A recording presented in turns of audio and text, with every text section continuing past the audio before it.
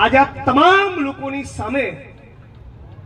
નતમસ્તક વંદન એટલા માટે થઉં છું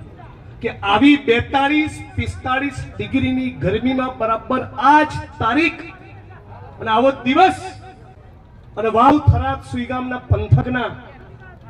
દલિત સમાજના લોકોએ હું જ્યારે આસામની જેલમાં હતો ત્યારે એવો સંદેશ આપેલો કે ગાંધીનગર અને દિલ્હીમાં બેઠેલી સરકારને થઈ ગયેલું કે હવે જો જિગ્નેશ મેવાણીને જેલમાંથી નહીં છોડીએ તો કોકની સર્વિસ કરશે આ લોકો.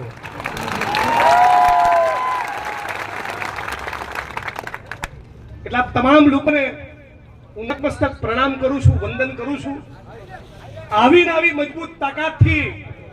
તમે મારી જોડે ઉભા રહેજો.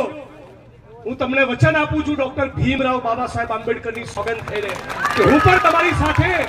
આ જીવન આવી રીતે ઉભો રહીશ અને અડધી રાતે કોઈ તમારી સામે ઊંચી કરીને જોવે તો આવ્યો છું, આ પણ આવું છું અને ભવિષ્યમાં ગંગાની ચોટ ઉપર તમારી વચ્ચે આવીને ઉભો રહીશ. સાથીઓ, ગુલાબભાઈ અને ગેનીબેને વાત કરી પ્રમાણે અગાઉ અનેક વક્તાઓ કરી